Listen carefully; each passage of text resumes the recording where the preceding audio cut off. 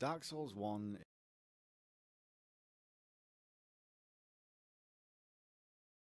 There's been a lot. Welcome to. Hello, what?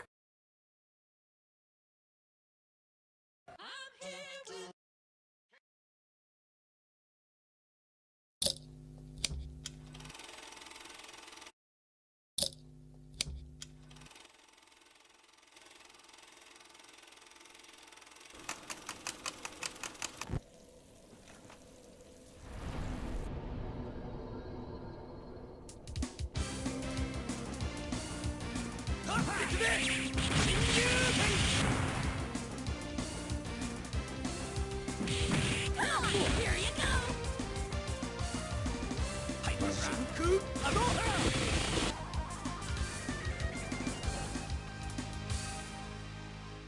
X-Men versus Street Fighter!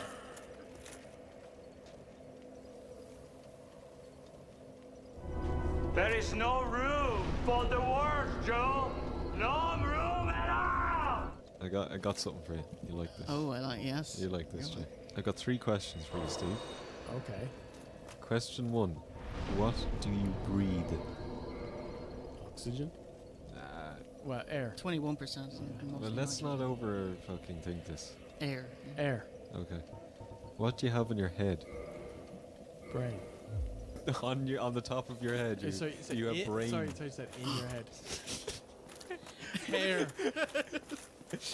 And where would a supervillain have meetings and plot and scheme? A lair. Right, say those 3 words all together quickly. Air, hair, lair. Air, hair, lair.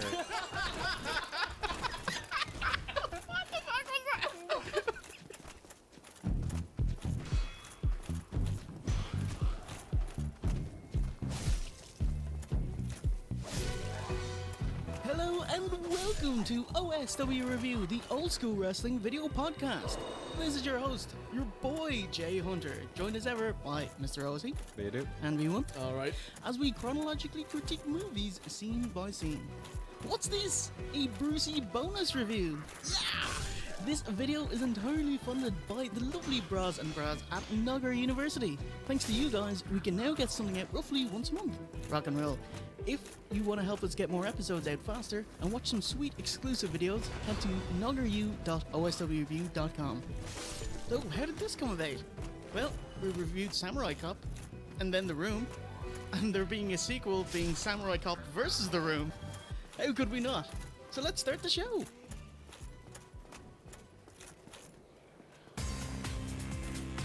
Cast your minds back to June 2014. The WWE Network was only 4 months old. The Shield were battling Evolution with your boy Blue Tista. Blue Tista. Captain America 2 had just come out. And our latest review was ECW One Night Stand. Thanks to Samurai Cop becoming a cult classic, Cineridge were developing a sequel. Mark Fraser, aka Detective Frank Washington, was going to be the star of the film, helped by Joe's daughter to track down his killer. This referenced the passing of the actor Matthew Caritas. But however, a few weeks later, Matt popped up on YouTube saying, "I'm not dead, and check out my kitchen cabinet." The rumour started as another guy of the same name had died. So they rewrote the script to focus on Samurai Cop instead, getting Matthew Caritas on board and featuring a ton of cameos from the original cast. Weeks later, they launched a Kickstarter, raised $62,000, and were in business. Directed, written, edited, and produced by the MVP Gregory Hattenack. Premiering October the following year, and the Blu-ray sent to us by awesome bra Marcus. Samurai Cop 2: Deadly Vengeance. Let's do it to it.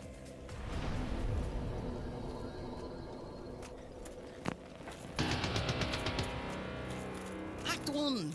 Kick off. It's 1991. No, it isn't. Haggard 2016 Joe plays 25 years younger Joe to pick up where we left off.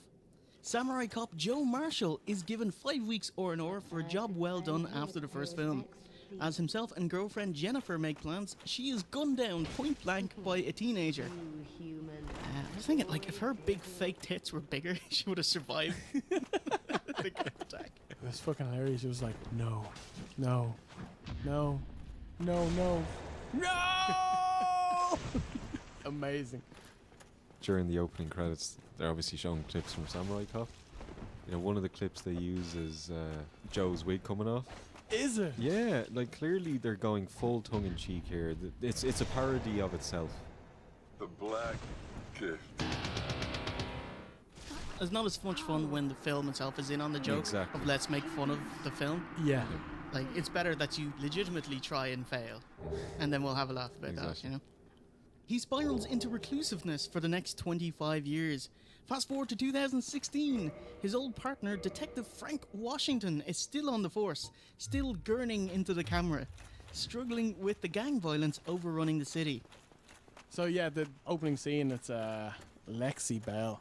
She was actually the only porn star that I actually recognized out of everyone. I do porn, and unfortunately, I don't know how to kick ass yet. Pretty much every hot bird in it is a porn star. Every woman under 50 in this film is a porn star. So there's only one over 50. Exposition! What kind of exposition? Tits out exposition. Lexi Bell murders a senator for betraying the Katanas. Samurai Cop had love scenes, and they're in daylight, and they're mostly clothed. This one kicks off with a porn actress fucking in the dark. Like, that is a massive difference. Setting the scene. It's so seedy. The lighting choice in this is like dark, harsh, high contrast, and lit by coloured bulbs. It makes everyone's skin look oily and contradicts the tone of the film.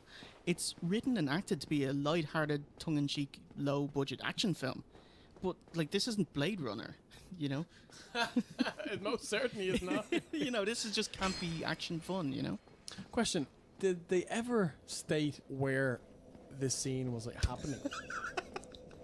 Because it looks like something out of Alien or Red Dwarf or something. But I thought this was a sci-fi movie. So did I. I thought they were on a spaceship. The director, he was asked point blank, where does this complex, where is it? And he's like, it's not in this dimension. No one can say for sure. It's like, that is not a... Because, like, they fly to LA, you know? They're in the cockpit Yeah. going towards the city. This film is so difficult to keep tabs on. It's all over the place. So, like, I had to rewatch it and then restructure my notes to make sense of it. I was hoping you would do that. I'm hoping you're going to explain what happens in this movie. Like, I can't go scene by scene because there are 50,000 scenes here. And they're all rammed with exposition. Pretty much. I have watched your dinosaurs operating under your sickly inferior human instincts. It's faction warfare. No Bariquas, but there are two main rival gangs. The Katanas, glasses from the first film, Bai Ling, and porn actresses. And the Shinjukus, which is Tommy Wiseau's crew, mostly white American dudes who work in film production in LA.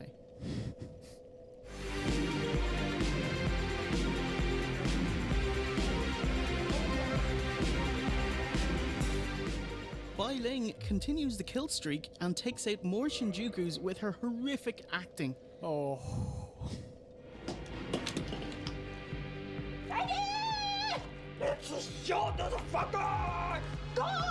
Did you see her in the club? She's like, oh, I got you now. Ha ha ha ha ha. Jesus. Especially when giving away the plot.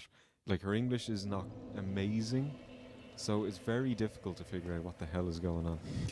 Let's wake up and play! The katana has risen! Surrender to the katana! Did you like the schoolgirls fighting with the Halloween store wigs? Are you not meant to be an ancient Yakuza gang, masters in the art of using the sword? No, we're just fake-titted blonde bimbos in cheap wigs and schoolgirl outfits. But they got the floating ball as well. What was that? Yeah. Ooh, the Phantasm Ball. The fucking Luke blocking the lasers Yeah. in episode 4. I don't know what it does. What's it supposed to do? It's supposed to be like a guillotine that has razors, but they just didn't have the money to animate it. But they still left it in. They were like, this is way too awesome to take out, guys. Look at this. Ball on a string.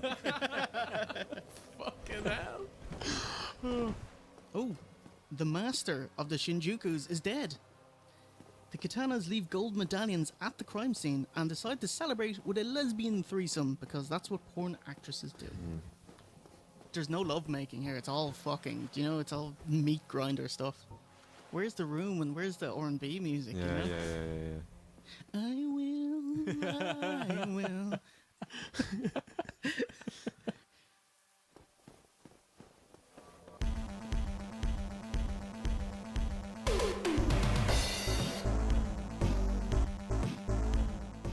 In a real piece of shit bunker set.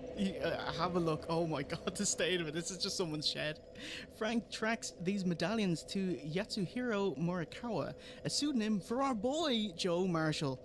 The reunion is cut short by a surprise ninja attack. Afterwards, Joe agrees to help Frank end the gang wars if he'll help uncover Jennifer's murder. Why didn't he help 25 years ago? He wouldn't pick up Internal Affairs file off a desk, as he does things by the book. The Black Book. The lads fly back to LA. The steward is the Costa Rican waiter from the first film. Do you see Joselito? He closes his clip-on shades just so he can open them. Yeah. What a showman. Both rival gangs are aboard the plane, so there's a big schmoz. Follow my plan! The time is now! Hilarious. Like this little farty pyro going off in the background. Then a massive fucking shootout and a massive battle, and then you just go to like B-roll of a plane.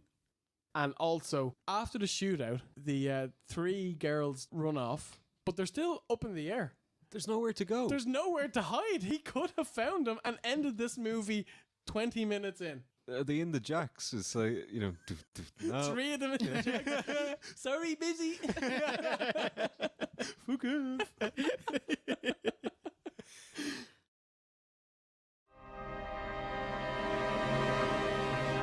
We knew this day would come. He has returned. We are Shinjuku. You are the power of universe. Father, I hope you will not be disappointed. Finally, it's Tommy Wiseau! Knocking it out of the park. He executes a guy who's already killing himself. And Tommy's like, ah! And shows us why he's the whole fucking show. He smashes up the calf, the Room style. Way better than The Room. Like, he actually looks angry in the room. He's just like wandering around the room going, ugh, ugh. When this, he's actually fucking shit around. So I'm like, you are acting better, Tommy. Good man. From a baseline of what? Flatline. He's mourning the Master's death as the Master herself sits in a She's chair right there beside him. Yeah. Couple of things. Why a female Master? George Lazenby had to pull out due to ill health, so she just stepped in. Bond, yeah. Wow. The director explains it as a reference to the French thriller The Outside Man, where a corpse is embalmed in a seated position. Yeah, this is like the most self-referential movie ever. Every scene has like a cheeky little reference. For the Smashy Smashy, director Hatanaka said it was Tommy's forte. Here's what you can break. Here's what you can't break. Oh, Have yeah. at it. Awesome. Why would you leave anything in the set that he could break? Just fill it full of cheap shit and go, knock yourself out, buddy. Just don't touch the cameras.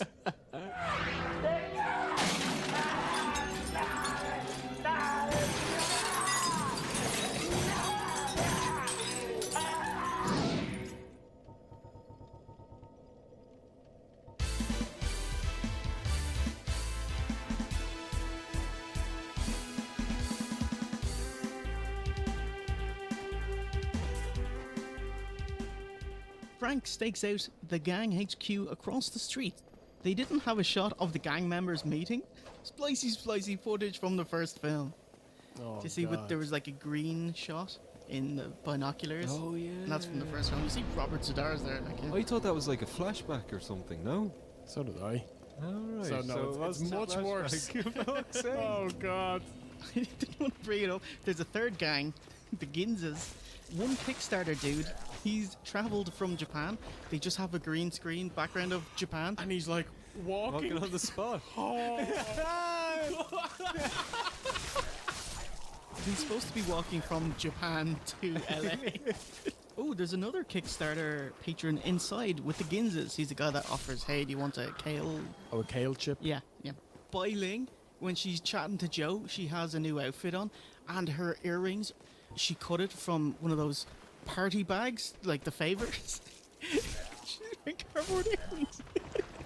It's a little bent at the side. She also has like horrific hair. It's like someone got out the elbow. The Ginzes have a Benny Hill fast forward fight.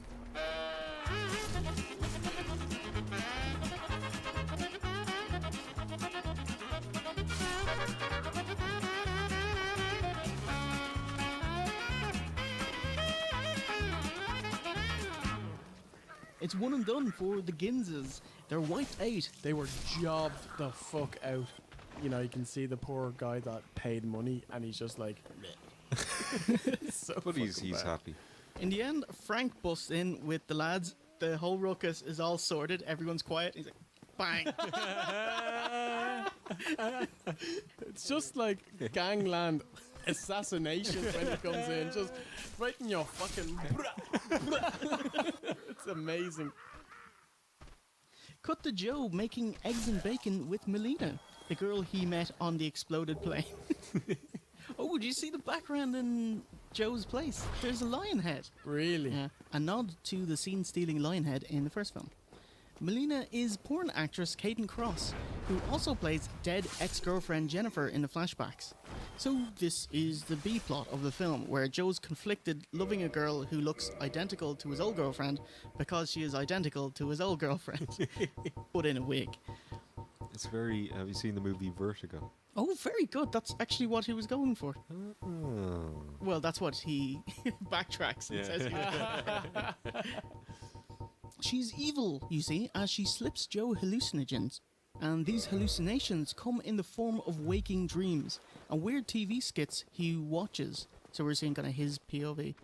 There's one where he's alone and the guy takes down his pants. And I was like, is Joe gonna crack one off? Please keep it away, man. I really wish that us as the viewers had have known this, because this shit had been going on for like a while during this movie. Just random trippy scenes. I didn't know what was going on. I was like, so in Joe's 25 years where he went missing, was he like an actor or something? You know, it's like, is he watching some of his old TV shows? Yeah. I didn't have a clue. And then also finding out that she was giving him drugs, it makes his like crazy facials make sense, because there were scenes where he'd just get these fucking mong eyes and he'd just be like They do an amazing bit where the director just says, we need some B-roll of you laughing, and he's like, I will act the shit out of this laughing. The lads from 80s Picture House, they actually filmed one of the skits. There's like a barmaid and she's like, Tina, the lucky beaver. Yeah, that was good actually. That was my favourite bit of the movie. Hello, Tina, the happy beaver. Hey Tom, hear that? There you go. That's a sitcom I'd be willing to watch. I've got Tom on the phone here. He's on about horses' names. Big tits. Oh, I say.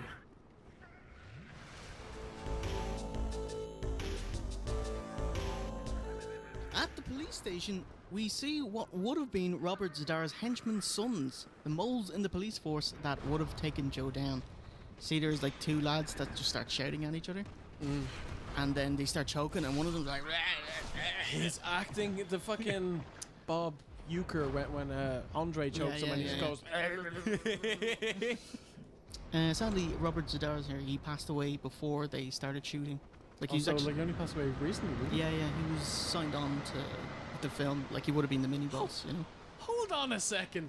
His neck was broken and he died. He comes in. Hey. Fucking bobblehead. You see in the background, fucking Ricky shows up. It's like some lad in sweats and track pants. Like, you're supposed to be a police officer? We also see Captain Joe Estevez, the chief, as the original chief passed away, who looks into the camera while delivering his lines. Knock it off! Knock it off, you imbecilic clowns! Madness. This is madness. The captain suspends Frank and announces that the FBI have taken over, headed by Shinjuku's Cutter. Samurai Cop is offered an already poured glass of wine, which is just so sussy. And he's like, drink this. Joe declines, but is still feeling drugged, and with the cops now corrupt, fights them off and jogs away. Did you see this? He does the wrestler thing. Or, you know when wrestlers run through the curtain, but before they get through the curtain, they just slow down and start walking because they think they're out of shot? He does this as well. He starts jogging away, and then he just stops jogging. Oh. Disillusioned and dejected, Joe and Frank grab a drink to gather their thoughts, but it's a katana ninja sneak attack. His name is Joe Marshall. F you to a ninja through a table. It was nice. Very awesome. Sorry, wrong number. And right hooks a porn actress out cold. The acting for that woman is like, you have bested my ninjas, now you will die at my hand. I was like, oh. The fucking scripting, this is like Suicide Squad level of writing. What do you say? I'm beautiful. Get out. Do you have booty teeth? I haven't even seen it and I already love it. You will love this movie. You're such a cunt.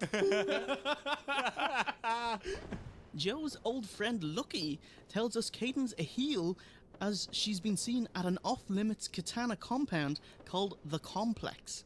So that's where he'll go to wreak his deadly vengeance.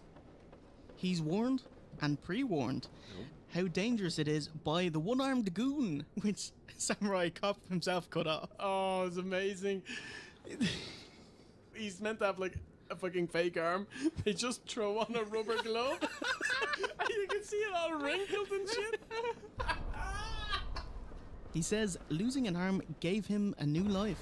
He bequeaths a map and gold key coin for entry to the complex. At the end of it, he salutes Samurai Cop, and he's supposed to obviously lift his fake arm, but he just goes like this. Lifts his own arm. Oh. Couldn't do a retake.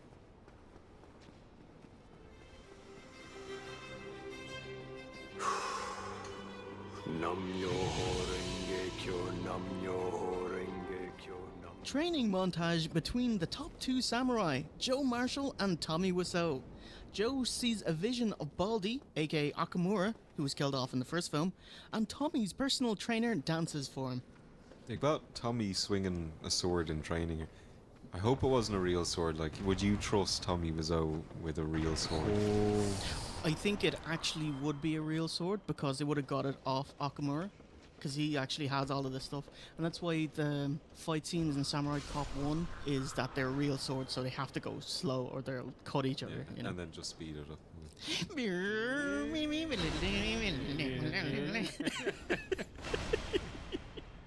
With both warriors ready, it's time to storm the gate.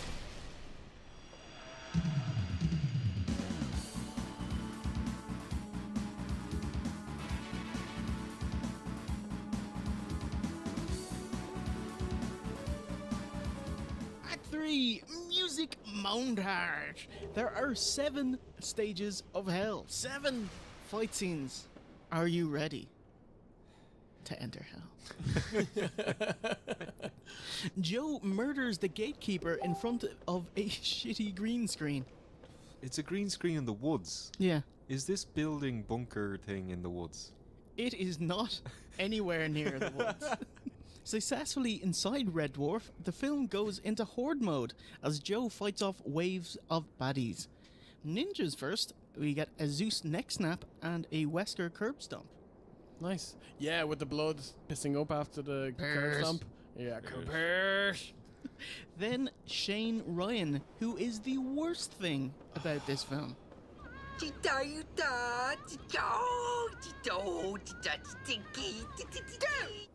The saga, The Room, the Samurai Cop saga. Can you think of anything you hated more? No, this was instant mega heat. I can't think of many things I've hated more in my 32 years of life, Steve. I fucking wanted this guy to die.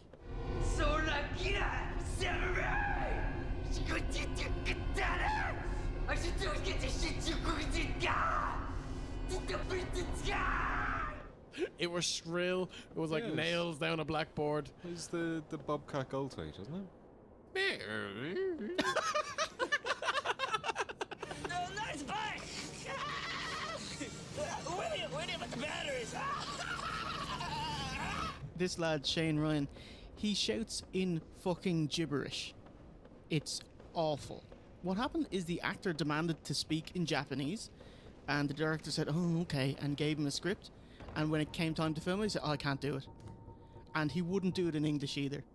So the director just said, oh, just do something. For fuck's sake. And I present to you something. No, it's not a language. No, he just goes, Jack Teddy.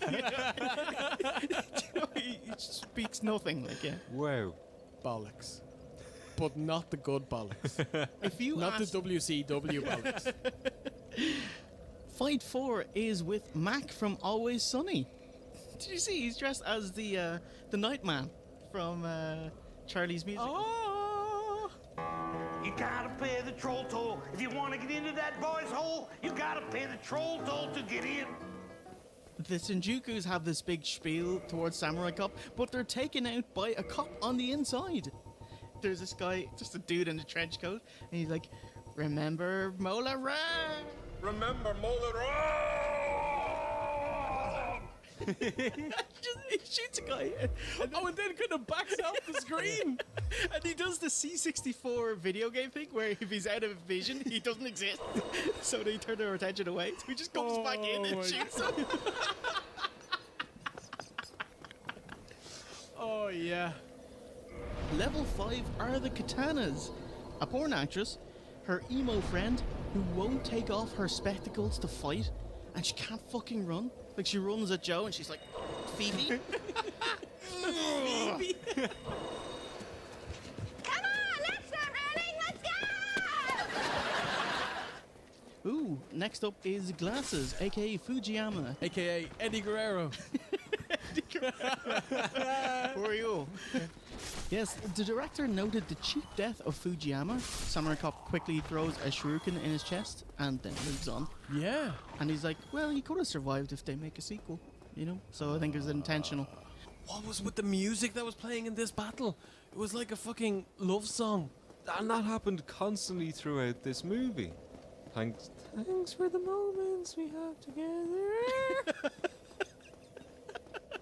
I will find the song and splice it in. Thanks for the moments we had together. Dating game over. The penultimate fight is with mini-boss Bai Ling, who inexplicably suddenly has her own hallucinations of heel Samurai Joe banging her. What was with this? She It's was like, Joe, I fucking love you. Yeah. Want to have your babies. In a more Asian accent. Well, no, I'd say it's more daydreaming. Let's give her the benefit of the doubt. It's more here. wanting. Yeah, want. It's what I want. It's what I want. Give me a minute. They clash, but she runs into Joe's sword. Heels have to die by their own doing, you see.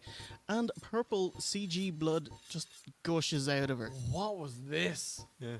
This was like blood coming out like a horse pissing. It was. That's the way it happens. It's quite fountainous.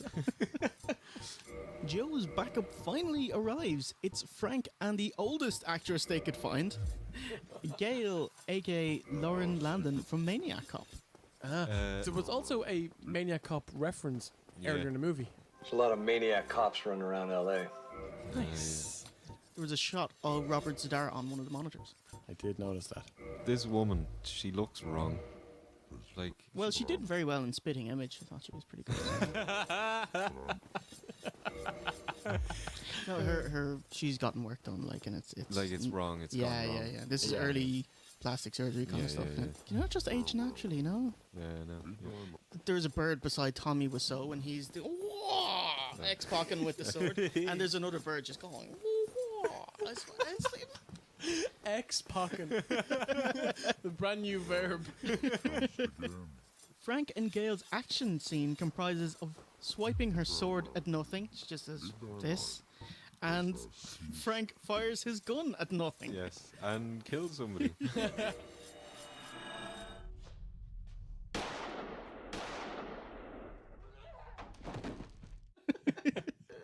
It's amazing. You can see Frank, he turns his head, he's wearing earplugs. Really? Yeah. Fucking hell. That's 6 fights down, with 2 samurais and 1 fight left. 1 villain, 1 hero, which means it's time.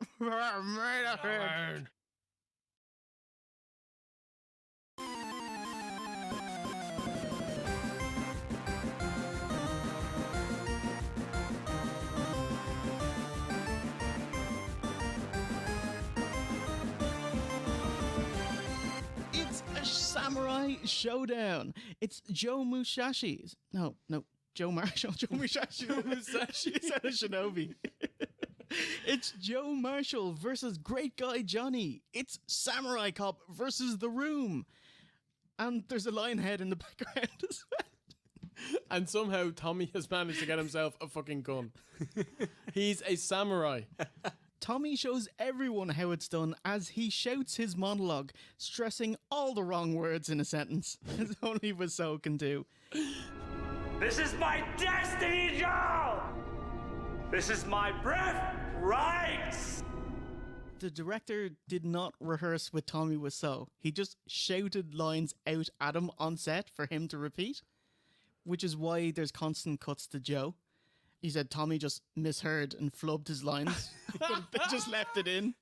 Yes! Was one of the lines, "I will piss on your eyes, I will throw a cunt on you"? That's what it sounded like. There is no room, Joe.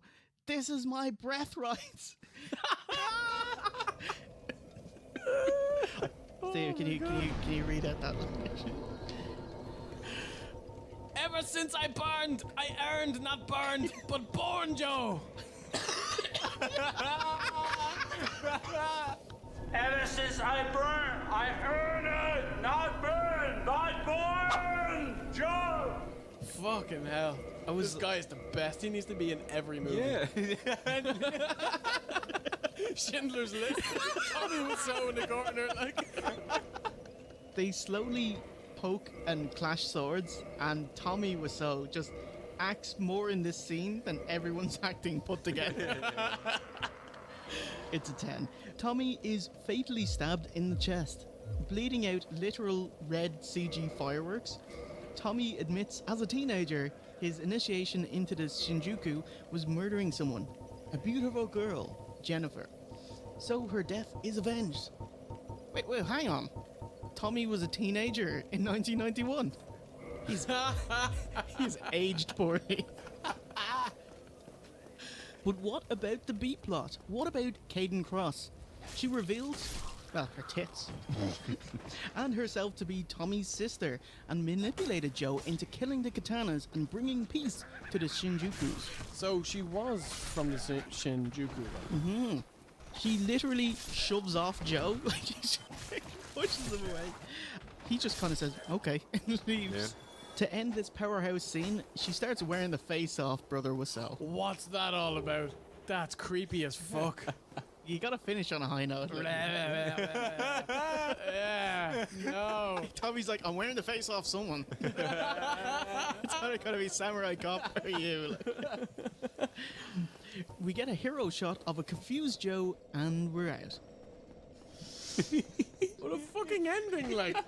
It's all wrapped up in a neat bow. Yeah. Ooh, and then we get credits roll, showing all the actors and actresses in the film, which I think is nice. But then, yeah, after credits scene, jumping on the fucking Marvel bandwagon. Oh, yeah. That is the kindest. This is the samurai extended universe that they're building. Like, oh yeah. They show kind of just what happens after they leave the complex, and the Costa Rican waiter and his boom mic show up. It's just a massive boom mic. Oh, come on, mate. After credits, we get one take hair and face shot of Lexi Bell laughing and swearing revenge on Joe as the samurai cop sting bombards us until it's cut. That was awesome. Because they only have the one sting. It's like, and they just go. It's not over,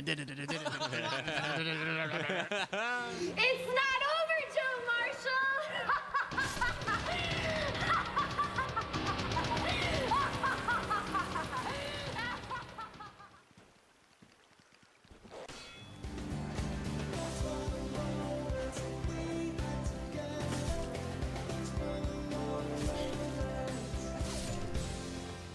Steve, you look like you have something to say. Do you? Yes, I certainly do. I always talk about Date Movie being the worst movie I've ever seen. You do. Yes. You do. And like I would say, Consistent if nothing else. yes, this is now the worst movie I've ever seen. Wow. Yep. Congratulations. I'm reviewing the worst movie I've ever seen. It's replaced Date Movie. It's in on the joke. That makes it worse. It's a complete mess. I kind of understand maybe now what's going on, but still I shouldn't need to have my friends watching it multiple times and explaining it to me. So it's not Donnie Darko, like, do you know what I mean? I should get this movie immediately. Obviously acting was terrible, writing was terrible, editing was terrible, cinematography was terrible, Steve, and it's a new low. You can put that on the Blu-ray cover. I'm kind of in the same boat as you, Steve. There's no doubting that Samurai Cop is a stanky movie. Bad acting, writing, sped up action scenes. But Samurai Cop 2 outdoes it in every facet. This movie is not so bad that it's good. Took me nearly 3.5 hours to make it through this movie. I had to pause it every 20 minutes and go for like a walk. Clear your head. This actually is the worst movie I've ever seen. Yeah. Do not watch this movie to anyone. This is not worth watching with friends, with beers, without. This is just awful. Awful, awful. Hate it. It's pretty incredible what they did for 62 grand. That is amazing. It looks like a 100-grand movie. I would have said at least 65. It's like, where did they save money? Director Greg Hatanaka, founder of Cinema Epoch and distributor of the original. He's a director, he also did the editing, also some special effects, and he sorted the music. So he is this film. I have to say this was much better watching second time around with the director's commentary, because he's trying to explain what he had in his mind, but none of that got onto the screen, you know? The editing, really choppy. Scenes are very short, but they're overstuffed with exposition that is unnecessary. Obviously, porn actresses look and act like they're in porn. I thought that was awful, really sleazy. It didn't work for the XFL, it didn't work here. Should have learned that lesson. The worst offender is how they shot the film. It's in the dark with harsh coloured bulbs to make everything look seedy and sickly. Good things though, some of the references were fun. Matthew Caritas, his acting definitely improved from the first film. Definitely. Like Frank as well. Yeah. And Mark Fraser, he's very likeable as well. Tommy Wiseau, he absolutely brought it. A powerhouse performance. Just shouting over and over, acting like only he can do. Spewing bollocks, I believe, is the correct term. He was only in a few scenes, and he knocked it out of the park. Those were all 10 on 10 scenes. Overall, I'd actually recommend seeing it in the cinema, like as part of a festival. Otherwise, it'll be just excruciating. If you like this kind of thing, and you want to see them make more of this stuff, we're not affiliated with Cinema Epoch or Samurai Cop or whatever. But if you like this stuff, go buy their DVD or Blu-ray, or just buy the first one on DVD. The lesson for this film is the fact that it got made is an accomplishment. Yeah, and that's the bar, and anything above it is a bonus.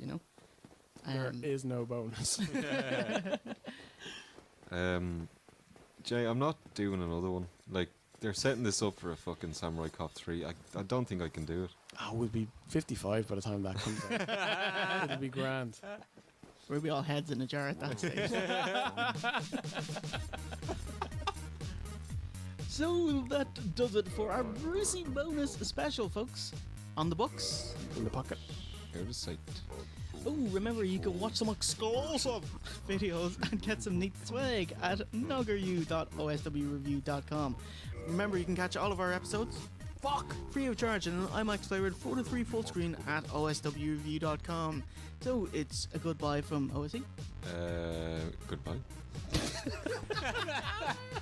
And V1. Take a boo. And myself, Jay Hunter. Remember, a winner is you.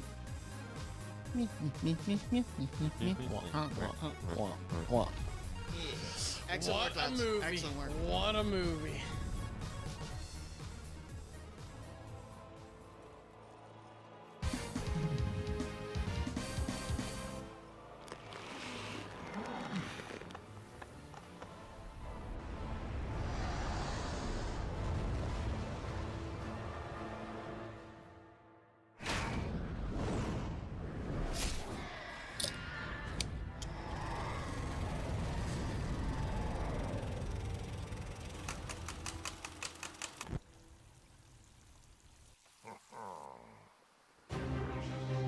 Alright, hold on, Steve. Just listen to me for 1 second. You don't know what you're talking about! You clearly don't get it. You haven't watched the fucking film. Go and watch it again. Fucking wavy trees! You don't get it either. Amazing.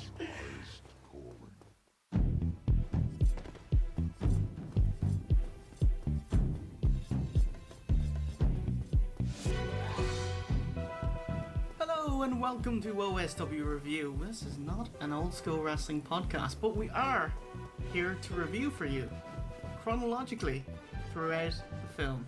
The Happening. And what a film. You might ask, what the fuck? Why are we doing The Happening? Cast your minds back to whatever you were doing June 15th, 2008. Jay and Steve Aleutian went to Liverpool to go see TNA's first ever UK house show. Still the best wrestling show I've ever been to. Never be 100%. beaten. Never be beaten.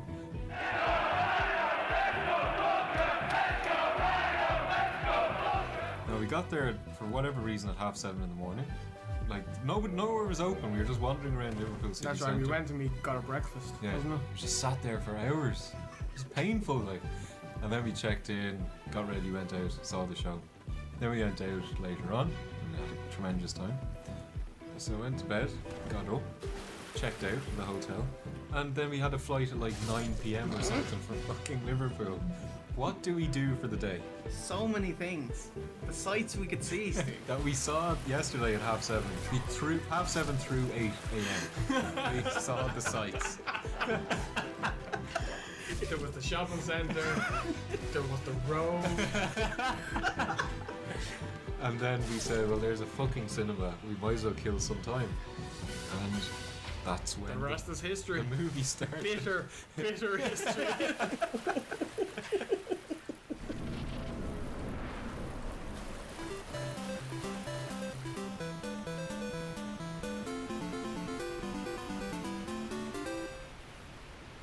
Directed by M. Night Shyamalan in 2008, best known for directing and writing The Sixth Sense in Good 1999, movie.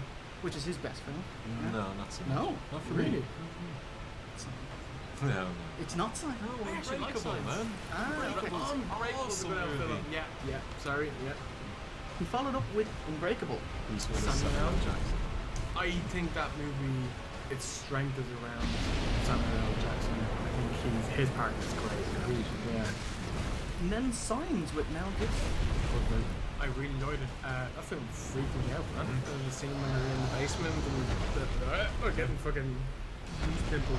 We should watch it again, man. Because I remember seeing it at the time and I thought, oh, actually quite Yeah. good. There's some scary bits in it. I saw it recently, about 6 months ago. This is terrible. And then the kid was like, I've got a glass of water. Yeah! Oh my god! The alien is a glass of water! I can't believe they came to a planet with 80% water. They can't stand a glass of water.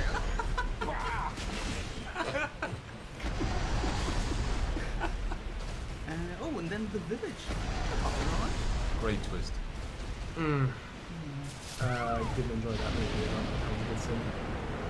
And, well, I think we can all agree, the lady in the water, which was downright girl. Haven't watched all that. It's why use it? Why? I don't know. I just don't know, Steve. It's just so bad. And now, leading up to that, it all comes to a head with The Happening. So, at this point, he had enough clunkers under his belt, so the kind of honeymoon period of M. Night Shyamalan is over. Starring Mark Wahlberg and Zooey Deschanel, the protagonist married couple with problems, Elliot and Alma Moore.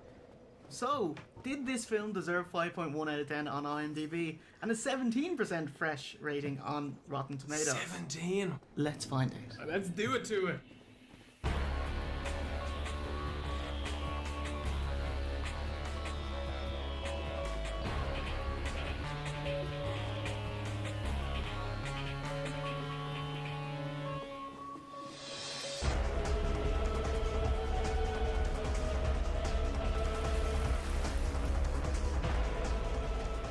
Act 1!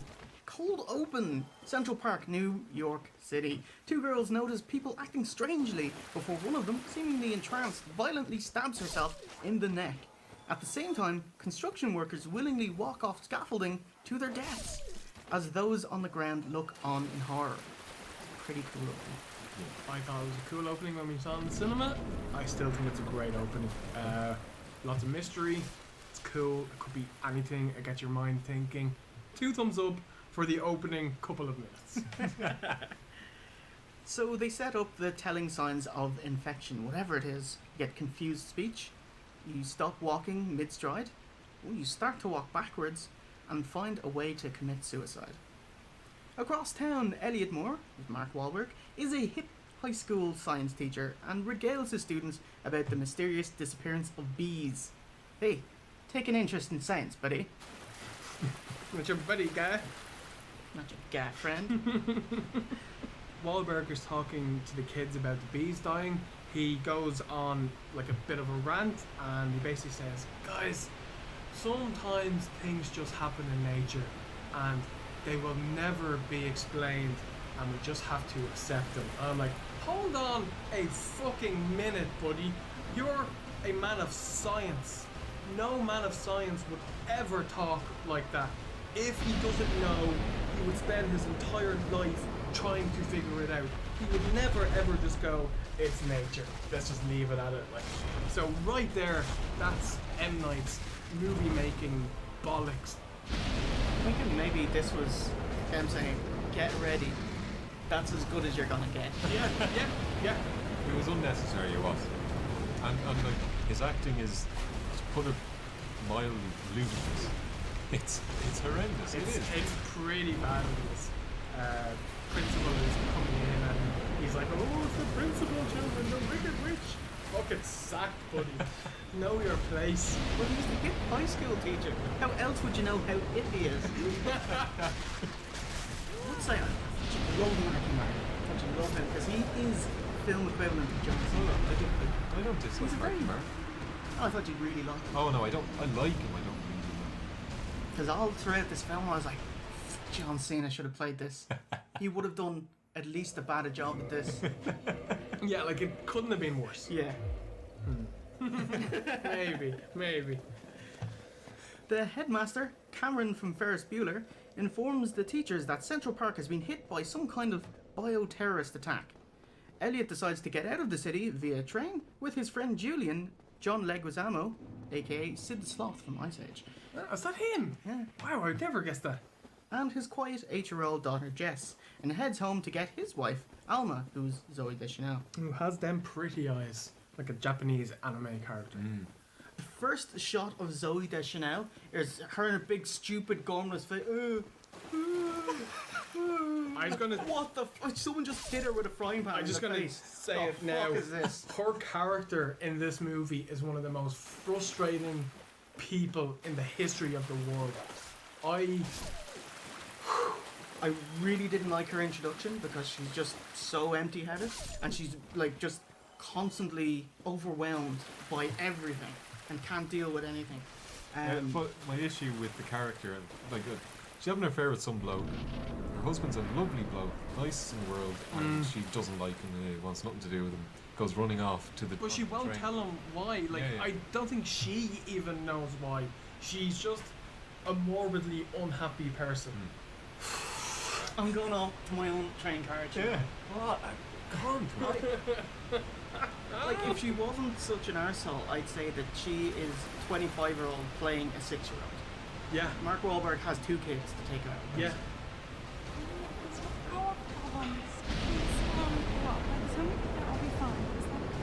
We need to do something! We can't just stand here uninformed and try to tell us what to do! I need a second, okay? Why can't anybody give me a goddamn second? There's a telly in the background.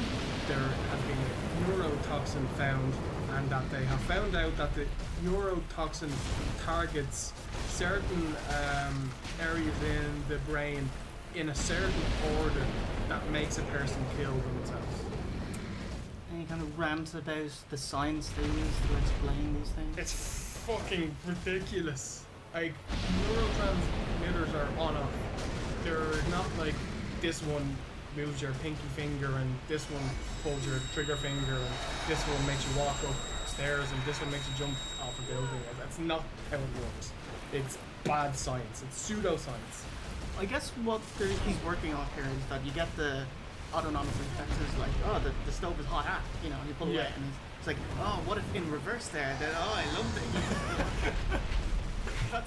That's what he's saying here. I don't feel of a bullet through this stuff. Like, I would have much preferred if he just said crazy reverse dopamine drug that induced extreme despair. Yeah, that'd be much better. A human despair squid. Yeah, it's, you know, it's just plant despair squid. Made up to fit your plot as opposed to making sense. At the train station, Julian explains that his wife is stuck in traffic, is on a bus headed to Princeton instead, so they'll get the train without her. Zoe is overwhelmed with Julian realizing something's fucking wrong with her, so she heads off to a different part of the train to think things out for herself and cancel calls from a work colleague with whom she had tiramisu. Oh my god, fuck off. Those pretty eyes couldn't make me be with that girl for anything in the world. Like, you drive me fucking insane. Like, would have thought it would have been better if she was some kind of very religious person to counteract Wahlberg, who's a science teacher, and they could get a bit of better dynamic on there. Mm-hmm. The passengers find out that another park in Philadelphia has been struck. Train drivers lose contact with everyone and stop the train. They're stuck in Filbert, Pennsylvania, where they learn that smaller and smaller populations have been affected. The passengers resolve to wait it out in the countryside. Despite losing contact with his wife 2 hours ago, Julian decides to leave his only daughter in the care of Marky Mark and his idiot wife in order to search for his own, because that's what his wife would want. What's the best case scenario of you finding your wife? Oh my god, I found you! Where's our daughter? Fuck if I know. And as well, he said there was room for one in the car. She could have sat in his fucking back. There was no real danger. Yeah. She was in no less danger with them than she would have been. No, absolutely not. Worse does come to worse, as while driving through an infected neighbourhood, Julian and the passengers frantically seal up the windows, but they are doomed! Doomed! As they realise there's a small cut in the retractable roof, and there's no way if you close the vents and try and seal the windows, or say, it's a little tear in the roof, they'll guarantee you there's holes everywhere that you can't see. Absolutely, and sure, all you have to do is go a bit faster, and then the air will keep any air from getting in. He could have just put his hand over it anyway. That's hilarious. So he tries to calm down the female passengers by giving her a max riddle. I nearly turned the movie off here, by the way. I thought that was the fucking stupidest thing ever. If someone did that to me, what? It was like, oh my god, we're gonna die, I'm so fucking terrified. We're like, if I give you a penny on day one, and 2 pennies on day 2, 4 pennies on day, how many pennies would you have after 30 days? I'd be like, boot in the fucking face, mate. And then she'd give an answer and be like, hey, mother, she'd be like, like, you're wrong. You'd be like, I don't really want to play this. Give me the answer. You'd be like, I don't know, 20 dollars. Give me the answer. Fucking ridiculous. Now, I understand what they're doing in this scene. They're trying to explain how many people would die by the time you get to 30 days. If it's one, it's spreading, you know what I mean? But it's fucking ridiculous. So anyway, camera comes out of the car stops, picks up speed, smashes into the tree head on, people come out of the windscreen, but that's not it. So he walks out of the car and then sits down, gets a piece of glass and starts cutting. It's gruesome. You don't need to see what happens next. Don't need to see the blood pissing out. You know what's going to happen. It's pretty nasty. It's like the second best part of this movie so far. Like. Excellent. I will agree that these ominous death scenes, they're like goldmine trailer snippets. That this is the stuff that's in the trailer. It's probably why we went to see it in the first place. Best part of the film, like there was a cop who shot himself in the middle of the street. Really cool. And a guy sets off a large lawnmower and then lies down in its path. Yeah. Great anticipation. You know exactly what's happening. I thought the absolute worst was the guy that jumps into the lion's cage. I thought that was a bit funny. Hilarious. Yeah. Really? Yeah. Because With the fake blood going.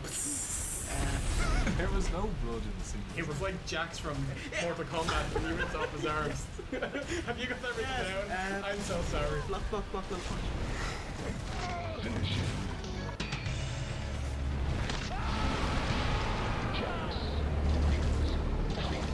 Victory. Fatality.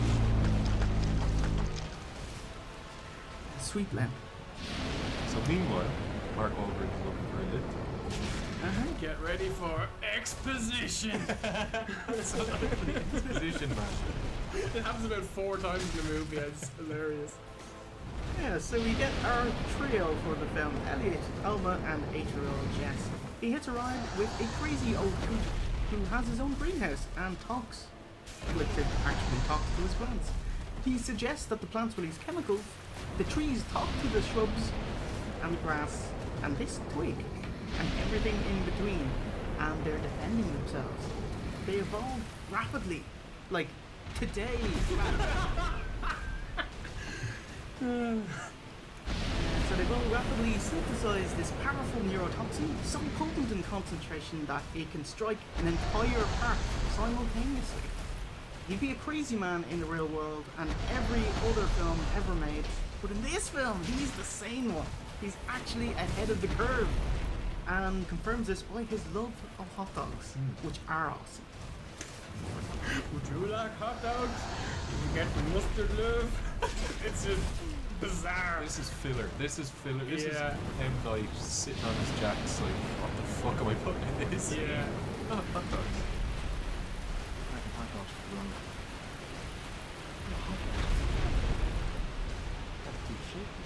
Protein.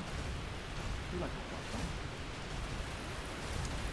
They come across a scared army private officer. They realize plants and trees, etc., are attacking large groups of humans, which explains why the initial happenings took place in parks. So they break up into smaller groups. So our trio are now paired with 2 young teenagers, Josh and Jared.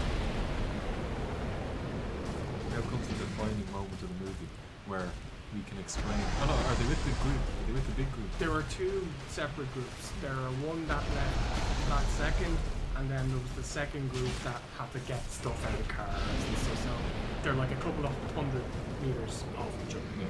So the first group starts walking ahead, and then another eerie, cool moment where the army private just stops and starts shouting random shit.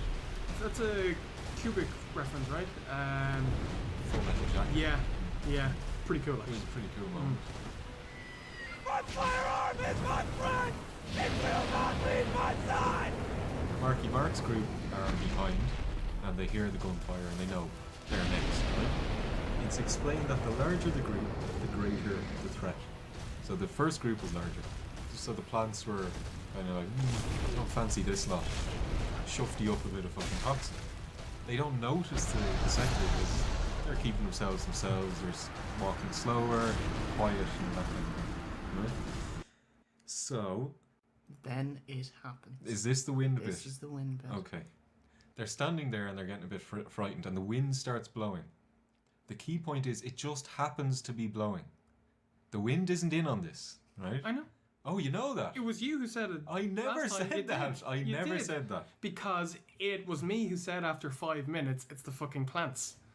Yeah, but hold on. The toxin just comes up out of the plants, infects people around it. When the wind blows, it takes the toxin with it and blows it towards. It was blowing. For builds where you don't want to spend a lot on strength or dexterity, this is an absolute beast of a weapon. Not only that, but it also can be enchanted, so it's excellent for faith or intelligence builds. And finally, it has a very, very cool AoE two-handed strong attack, which can come in handy if your opponent is a little bit far away from you and you want to deliver the killing blow from a safe distance. Alright, so Kalameet gives you 3 chances to cut his tail. The best chance is when he does a tail stomp, where he will leave his tail exposed for about a second and you have the ability to take 1 or 2 hits at it. Unfortunately, the tail stomp is very, very tricky animation to get.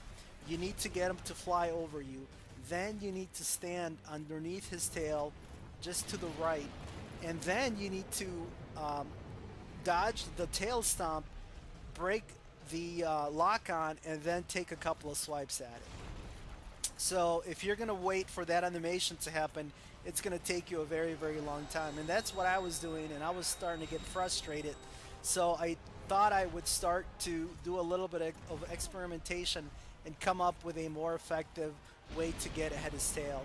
And this is the way that I've come up with, guys, and it normally takes me no more than 4 to 5 minutes, and I'm able to get the tail when I'm soloing Kalameet. And you can actually do the same method if you are online playing co-op, and it's actually a little bit easier in co-op.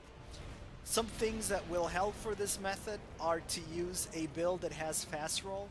You also want a shield that has high stability. I'm using the crest shield. It's maxed out, its stability is at 66, but you can use other shields that are even more stable, and that will give you a little bit more defense. And you want to, for the most part, have your shield up at all times. The third thing is that, and this is one of the most important things, you want a very strong weapon. You want a weapon that will do at least 400 physical damage, but the more the better. And the absolute key to the tail cut is that you need a weapon that has a vertical hitbox on the two-handed running attack. So that's why I like to use the halberds. I think the great hammers work as well, but I tend to like halberds. So if you use any of the halberds, they all happen to have a vertical hitbox, as you can see here on the two-handed running attack. And if you have fast roll, if you can move quickly, Kalameet will give you a couple of additional opportunities to cut his tail. So he